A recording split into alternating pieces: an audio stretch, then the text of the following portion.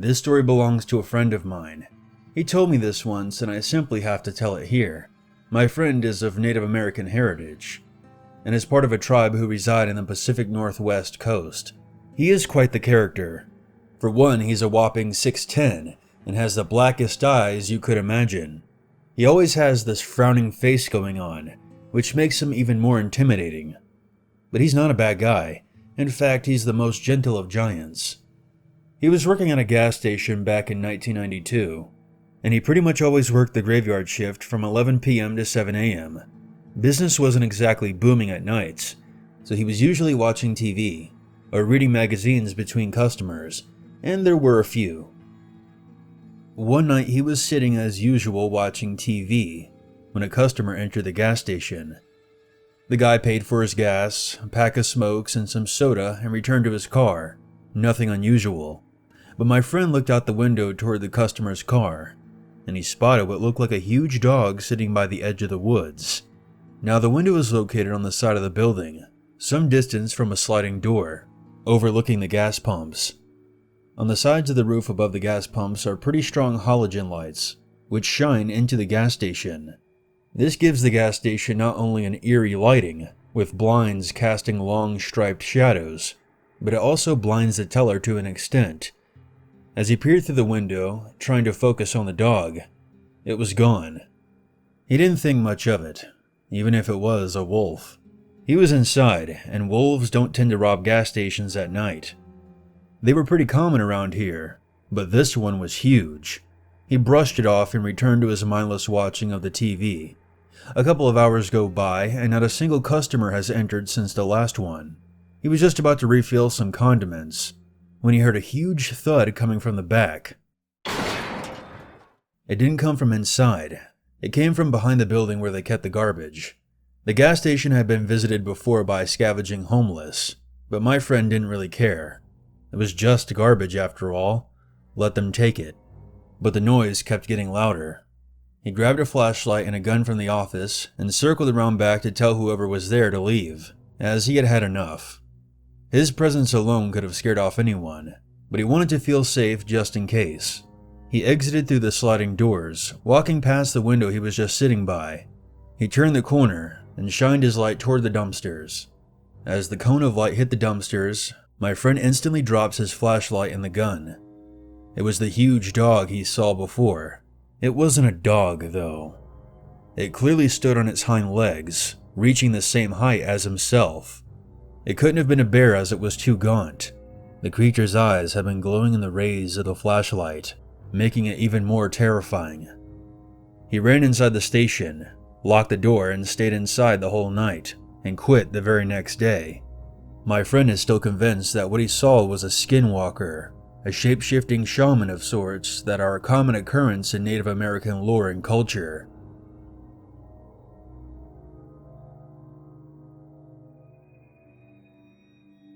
I've always been a bit of a skeptic, ever since I was a kid.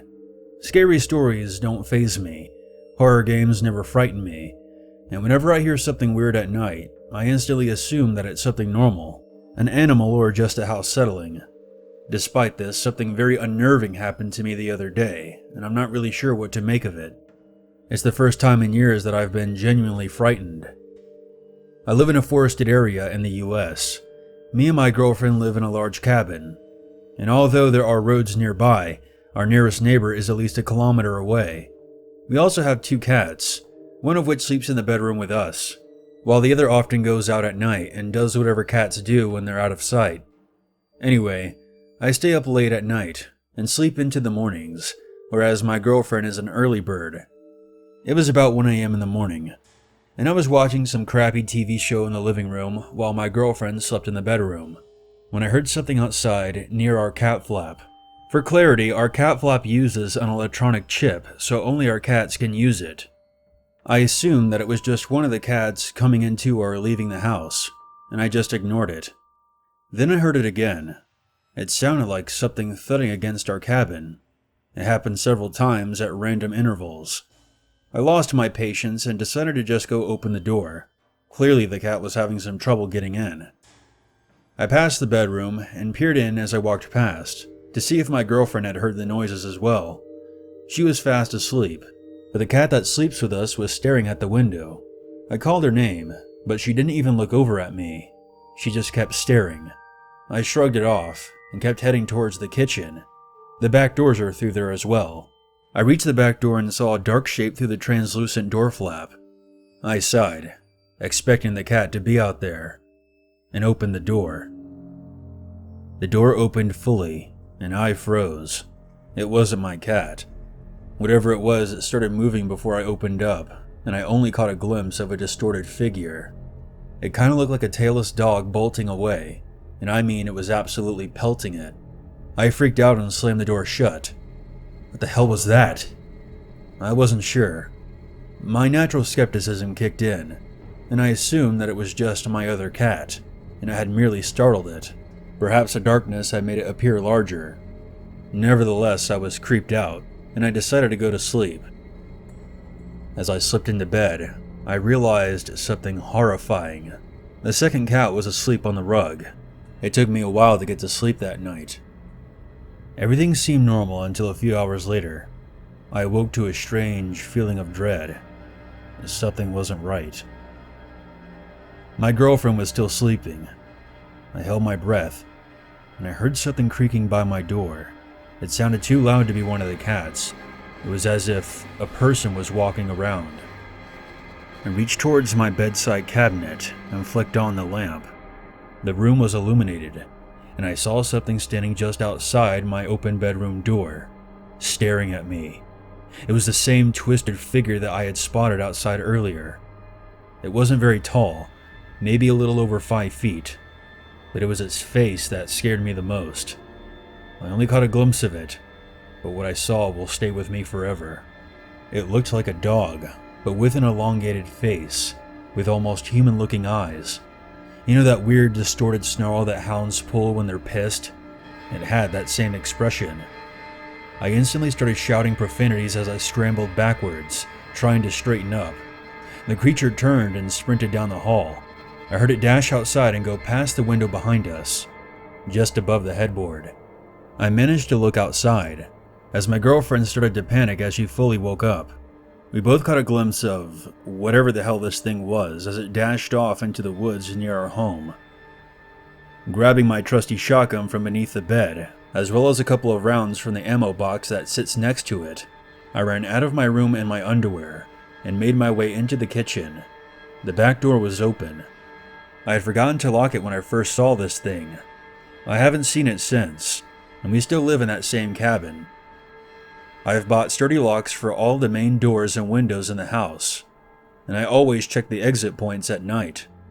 I also go to bed a bit earlier than I used to, so I'm asleep when the freaks of the night start to wake up. I've read a bunch of forums online, and the only thing I can compare it to, based on what I saw, is a creature referred to as a Skinwalker.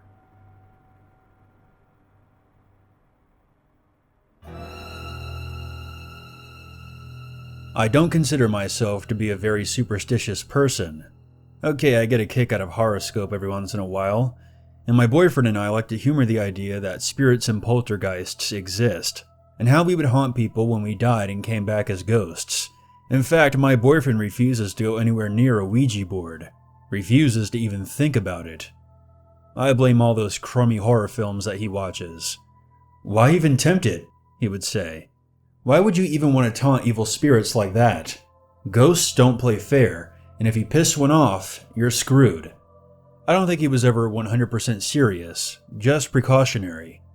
This story happened a while ago, but I'm still shaken, and I can barely write it out without my nerves acting up. So a while ago, my mom, sister, and I went to Colorado for an entire week on vacation. We were going to drive all over the state, visit parks and go horseback riding and whitewater rafting, and so much more. I was excited, and I sorely needed a break from work. We drove the 16 hours out there and spent the first day rafting down the rivers. After an exciting day, we drove to a ranch to go horseback riding. We got there at sunset, so it was too dark to ride, but we had all the next day to ride the trails and see the sights. The ranch was a bit dumpy. There was rundown scraps of steel everywhere, and the shoddy cabins that we were staying in were in desperate need of repair. I swear the roof over our shack of a cabin was a giant piece of drywall with shingles stapled to the top. My sister and I thoroughly checked the place for spiders and bugs before we even thought about bringing our luggage inside. It was only for the night, I reassured myself. Just one night in a dumpy shack on a rock-hard bed that probably had bed bugs underneath the sheets. I shuddered at the thought. My mom tried to cheer us up. She had brought skewers and a pack of giant beef hot dogs to roast over the communal fire pit. Happy to get out of the shack, my sister and I made a nice cozy fire. And soon a few other people from the other cabins came out to sit around the fire and started roasting s'mores and sharing stories. We talked about where we were from, where we were going, and our adventures along the way. Pretty soon the stories turned into tall tales and urban legends. The sort of stuff that you would usually tell around a bonfire. That's when I spoke up. I loved stories, especially scary ones. And hey, we're out west. Why not liven the place up with my favorite Indian myth, the legend of the Skinwalkers? Now for those of you who don't know, Skinwalkers are considered very evil, very dangerous beings. They were humans who gained the ability to take on the form of an animal by wearing its skin, usually through very dark and taboo magic. I knew all this and told my story. Who doesn't love a good ghost story? Everyone seemed to be enjoying it. I admit I did take some creative liberties with it. Really just retelling an old werewolf story, but with a skinwalker instead. I bullshitted a lot of the story, and added a few things that weren't in the mythos at all. I gave our beloved frightening skinwalker wide, crazed eyes, with pinpoints for pupils with a matching insane smile. I made the skinwalker horribly misshapen with swollen joints, and arms that were too long, and legs that were too short, and a head that never sat straight on its shoulders. I made it as terrifying as I could imagine. No one minded. They actually really enjoyed it, and a man from Kentucky admitted that the visuals alone were enough to creep him out. Victory in my book, if you ask me. Once I was done, everyone decided that it was getting late. Our firewood was dwindling, and it was as good as time as any to turn in for the night. We packed up our skewers and s'mores, doused the fire, and headed back into our little shacks. I tossed and turned trying to fall asleep. I couldn't get comfortable on that damn bed. A rock was probably cozier than that mattress. So against my better judgment, I got out of bed and walked about the cabin. I reasoned to myself that if I stayed up late enough, I would be so tired that I would fall asleep no matter what I was laying on. I think I briefly contemplated sleeping on the floor, but I wasn't that desperate yet. It was pitch black outside, no lights on from any nearby street lamps, no car headlights. Hell, not even the cabin lights were on, and I don't remember seeing a single car. It was a bit creepy, but I shrugged off the shiver creeping up my back as simply the cold tile flooring making me shake. I did, however, find it odd that there weren't any lights on at all. You would think there would be a floodlight on the horse stables or the main office, but no, there was nothing. This was really weird. I stepped outside on my flip-flops to get a better look. I could barely make out the ranch, and for some stupid reason, I decided to go walking around. Eventually my eyes adjusted to where I could see enough to move around. I paced up and down the road where the cabin sat, and circled around to the fenced-in field where the horses were. Except the horses weren't there. They were probably in the stables for the night. It was getting awfully cold. I turned around to head back to my own cabin. It was stupid of me to be out all alone at an obscene hour, and I needed to head back to bed. But when I turned, there was something in the middle of the road. Its shape was swallowed up by the surrounding darkness. I could barely make it out. It was tall and thin. I shrugged it off as just a pole or something, and kept walking, but then it moved. I froze.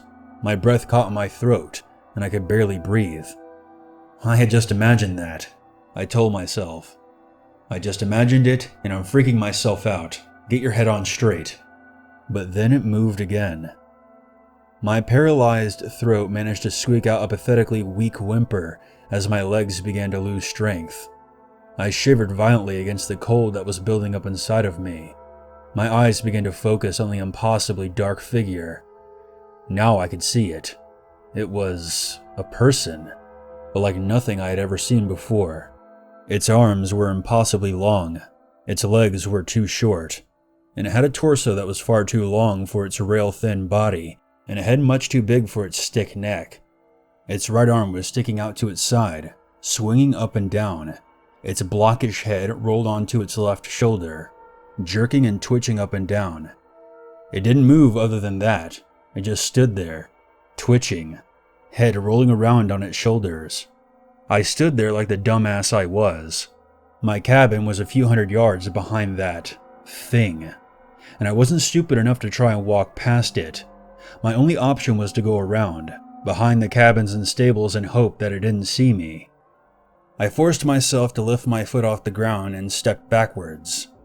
My flip-flop made a wet smacking sound as it flopped against my foot, and I immediately froze in horror.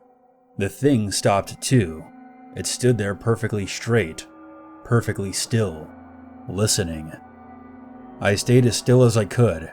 My breath was shallow and panicked, and I tried to force myself to slow down before I started wheezing. My heart thundered in my chest.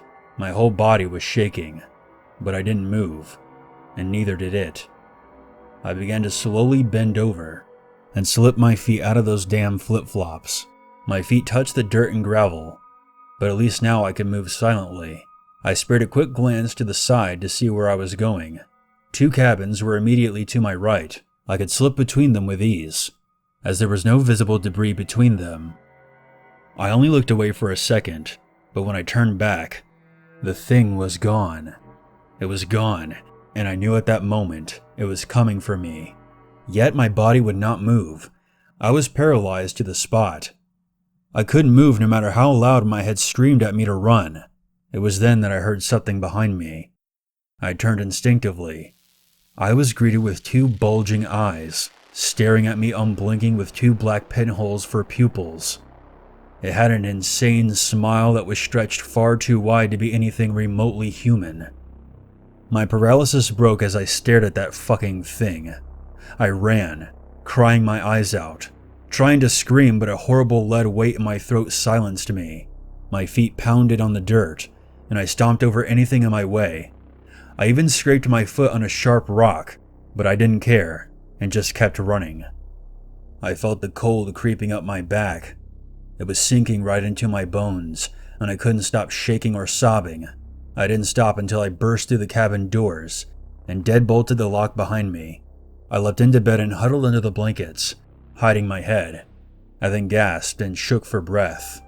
I eventually calmed down and waited. I didn't sleep that entire night. I was too scared. I couldn't get rid of that chill. All I thought about was that thing, standing there and twitching. Morning finally broke, and I allowed myself a breath of relief. Whatever I had seen had not come for me, and now that it was light, it couldn't take me by surprise.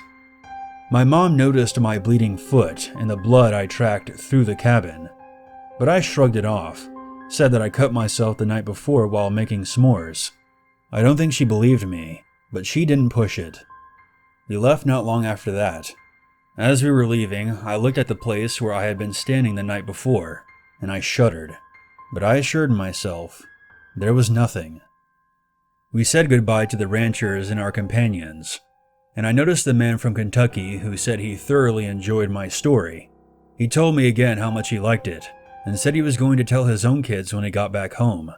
He told me that they really liked scary stories. As we drove away, the man's head rolled onto his left shoulder, and he smiled a wide, insane smile as he waved us goodbye.